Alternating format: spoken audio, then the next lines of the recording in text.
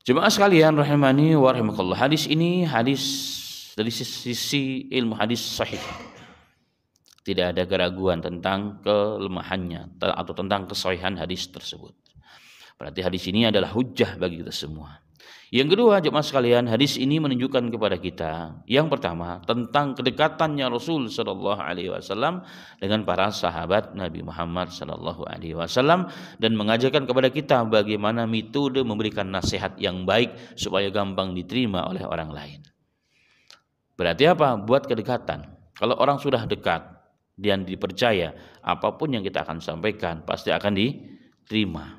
Tapi bagaimanapun nasihat, begitu indahnya, begitu berharganya, tapi kalau orang tidak dekat dengan kita, merasa ada jarak, didengarkan memang sebagai bentuk penghormatan, tetapi hanya masuk kanan keluar kiri. Maka sebelum memberikan nasihat, terutama orang-orang dekat kita, buatlah orang tersebut dekat dengan kita, percaya bahwa apa yang kita bawa itu benar. Ini metode yang paling penting jemaah sekalian. Nah, apalagi hidup di rumah kita dengan masyarakat kita, hidup bukan sehari dua hari, maka perlu membentuk itu dalam diri kita.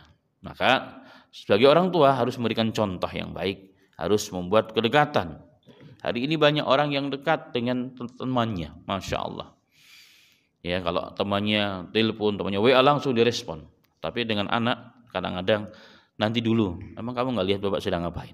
Nah, ini sering terjadi jemaah sekalian. Semoga saya dan kita semua dimaafkan oleh Allah Subhanahu wa taala. Padahal orang yang paling dekat dengan kita ini siapa? Orang yang kelak kalau kita mati ngurusin kita, ya akan meneruskan perjuangan kita, visi misi hidup kita, yang mendoakan kita ini siapa? Bukan teman-teman, bukan orang lain, keluarga kita sendiri, orang-orang dekat kita sendiri. Maka itu yang perlu kita mengambil peduli terhadap mereka. Dan investasi terbaik adalah investasi orang-orang, menjadikan orang-orang setelah kita orang-orang yang soleh yang kelak akan memberikan manfaat kepada kita setelah kita meninggal dunia. Idza mata ibnu Adam inqata amalu illa min salas. Apabila mati seorang anak Adam, anak cici Adam meninggal dunia, terputuslah amal-amalnya. Amal-amal terputus, amal baiknya tidak akan mengalir lagi pahalanya kecuali 3 hal. Satu di antaranya adalah apa? Adalah anak yang kita didik dan kita jadikan orang yang soleh. Kemudian doa-doanya, amal-amalnya akan sampai secara otomatis kepada kita sebagai orang tuanya. Nah, itulah yang diajarkan oleh Nabi Muhammad SAW kepada kita. Kemudian yang kedua, nasihat Rasulullah pendek tetapi sangat berkesan. Dan itulah salah satu keutamaan Rasul sallallahu alaihi wasallam diberikan kalimatul jawami'ul kalim. Nah, dalam bahasa Arab jawami'ul kalim artinya kalimat yang redaksinya sangat pendek sekali, mudah difahami tapi mengandung makna yang sangat luas dan sangat dalam. Rasul mengatakan kun fid dunya ka'annaka gharibun au abirus sabil. Nasihat yang sangat pendek, hanya 2 kata saja, 2 kalimat. Hanya 2 kalimat ataupun 3 kalimat. Kalimat pendek tapi mengandung makna. Itulah hakikat dunia sebenarnya.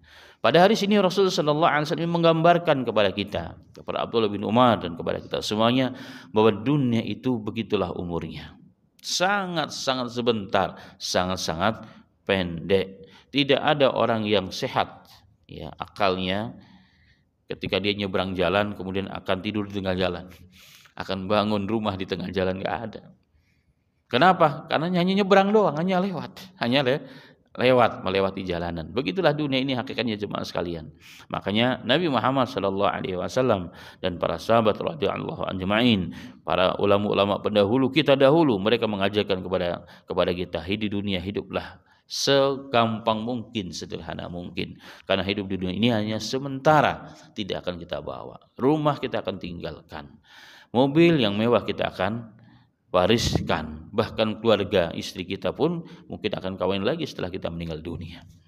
Maka yang kita bawa adalah apa? Yang kita dahulukan. Dalam riwayat Bukhari Rasulullah mengatakan, hartamu maqaddama, maluka maqaddama. Hartamu itu hakikatnya bukan yang kau tinggal, kata Rasulullah, tapi yang kau sedekah, yang kau berikan dulu di jalan Allah, yang kau sedekahkan, yang kau infakkan, itulah hakikatmu. Ada satu kitab Al-Imam Al-Ghazali rahimahullah ta'ala, Hujjatul Islam, pernah mengatakan dalam kitabnya Ayyuhal Walad, risalah kecil kepada murid-muridnya. Beliau mengatakan, ketika ada orang yang memerlukan bantuanmu, maka syukurilah. Kurang lebih begitu teksnya. Kenapa? Karena sesungguhnya Allah sedang memberikan kesempatan engkau menitipkan hartamu padanya.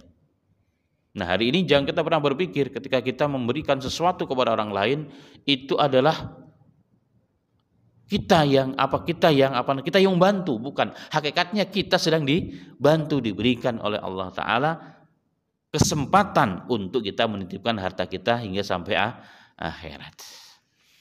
Nah, ini yang menjadi catatannya. Kenapa? Karena dunia memang sebentar, kita akan tinggalkan tidak lama. Jemaah sekalian rahimani wa rahimakumullah. Maka kalau kita lihat Al-Quran, para nabi pun demikian, mengingatkan umatnya. Seperti contoh Fir'aun diingatkan oleh Musa alaihi salatu wasalam, ya qaumi innama hadhil hayatud dunya mata. Wahai kaumku, innama hadhil hayatud dunya mata.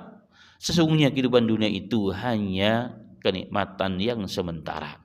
Wa innal akhirata hiya darul qarar, dan sesungguhnya kehidupan akhirat itu kehidupan yang abadi yang tetap tidak akan pernah berpindah. Dunia adalah sementara, tapi waktu yang 60-70 tahun ini menentukan kehidupan akhirat kelak. Begitulah seluruh para nabi alaihi salatu wasallam mengingatkan. Maka waktu yang sementara ini kita siapkan dengan bekal. Karena hidup di dunia ini sementara. Untuk apa? Untuk menyiapkan bekal. Dan sebaik-baik bekal dalam Al-Quran adalah iman, adalah amal, adalah ketakwaan kepada Allah. Harta orang Islam tidak dilarang jadi kaya. Silakan jadi orang yang paling kaya. Tidak dijarang jadi punya jabatan. Silakan jadi orang yang paling tinggi jabatannya. Tapi kekayaanmu dan jabatanmu itu membawamu kepada Allah. Memudahkan orang lain untuk takwa kepada Allah. Kenapa? Karena itulah hakikat bentuk implementasi daripada ketakwaanmu kepada Allah Subhanahu wa taala. Dan ketakwaan itu sebaik-baik bekal. Makanya Allah mengatakan, "Fatazawwadu fa inna khairaz zadit taqwa." Maka berbekallah, carilah bekal sebanyak-banyaknya ketika hidup di dunia. Fa inna khairaz zadit taqwa, karena sebaik-baik bekal kembali kepada Allah adalah ketakwaan, adalah iman dan amal.